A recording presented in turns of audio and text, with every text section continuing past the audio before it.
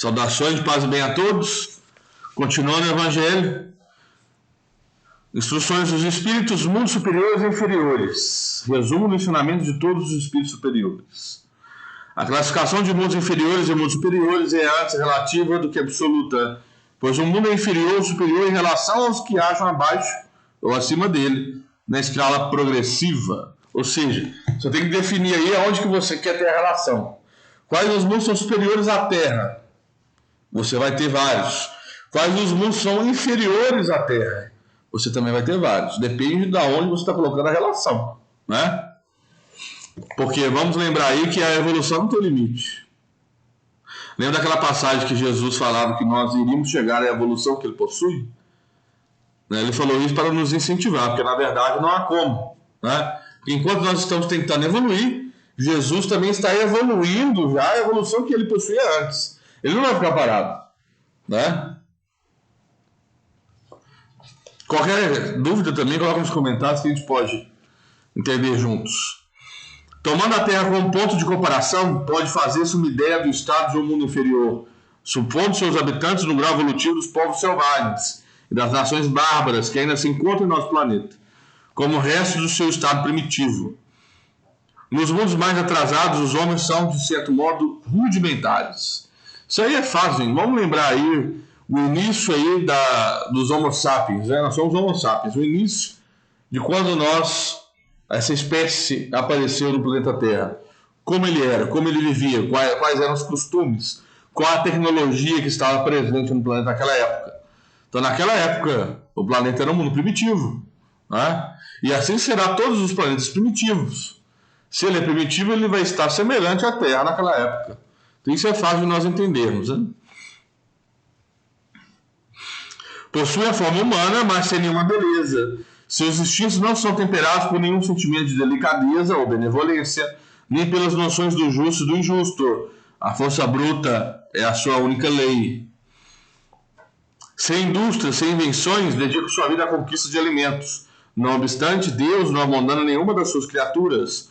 No fundo tenebroso dessas inteligências encontra-se latente a vaga intuição de um ser supremo, mais ou menos desenvolvida. Esse instinto é suficiente para que uns se tornem superiores aos outros, preparando-se para a eclosão de uma vida mais plena, porque eles não são criaturas degradadas, mas crianças que crescem.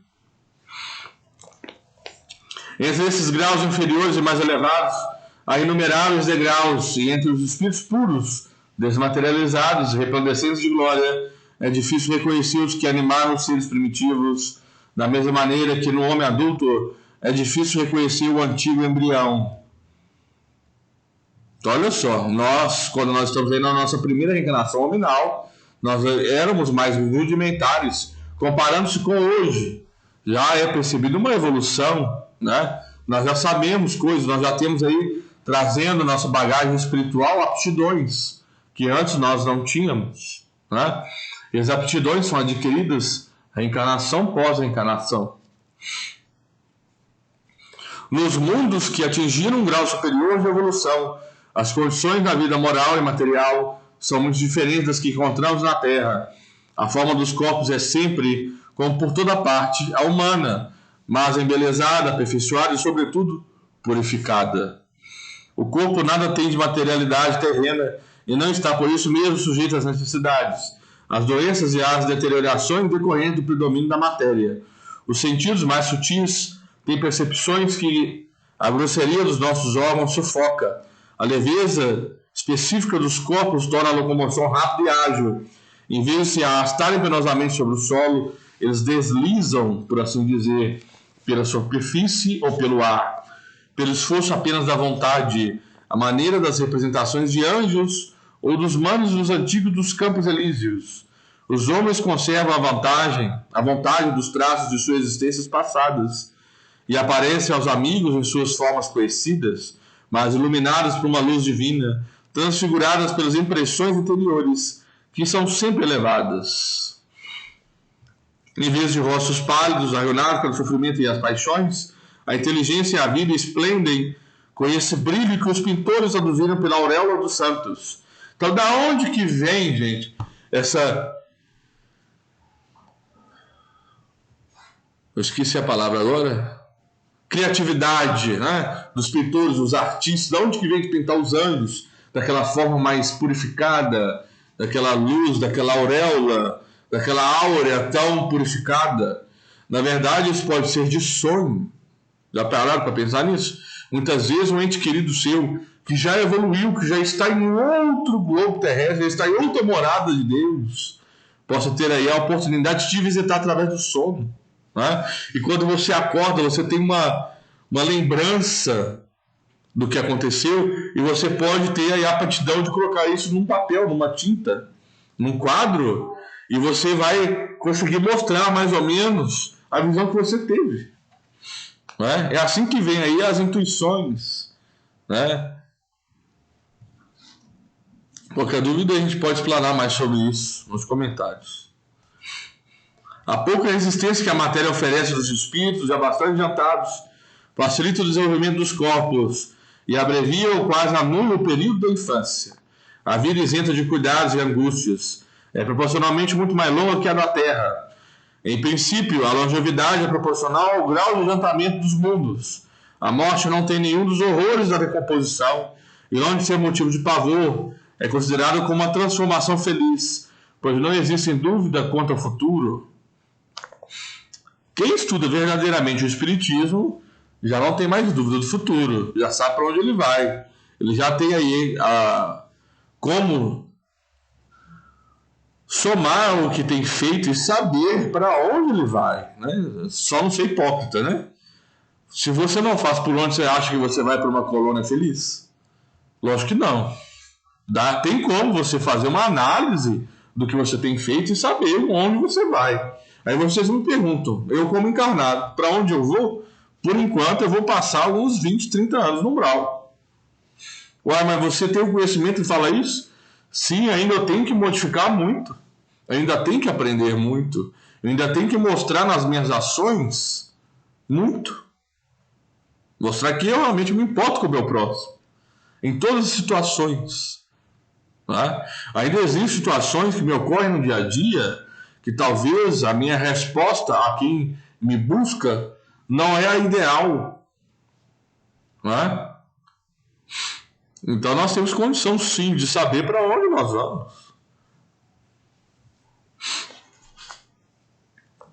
Durante a vida, não estando a alma encerrada numa matéria compacta, irradia e goza de uma lucidez que a deixa num estado quase permanente de emancipação, permitindo a livre transição do pensamento. Nos mundos felizes, as relações de povo para povo, sempre amigáveis, jamais são perturbadas pelas ambições de dominação e pelas guerras que lhes são consequentes. Olha que interessante. Se nós pegarmos o livro Exilados por Amor, lá vai falar que em um dos planetas do sistema de Capela, em um planeta lá onde que passa a história do livro, lá tem só um lado político, é um governante. O planeta inteiro é governado por uma pessoa. Olha só. Então é um povo. Não é dividido por países, não. É o planeta. O planeta é um só. Livre comércio. Você pode ir e vir. Igualdade para todos. É até difícil de nós entendermos isso, né? Com tanta disputa que tem por guerra aqui no planeta Terra, né?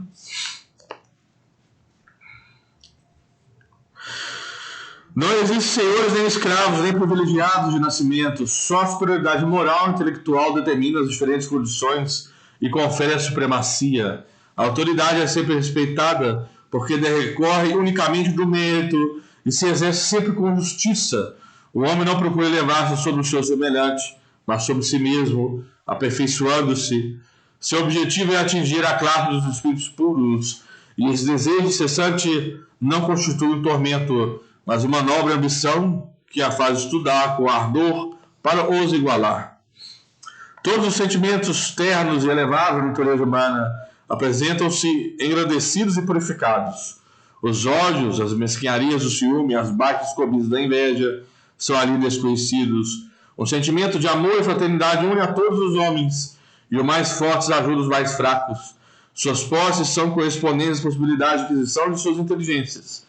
Mas ninguém sofre a falta do necessário, porque ninguém ali se encontra em expiação. Em uma palavra, o mal não existe.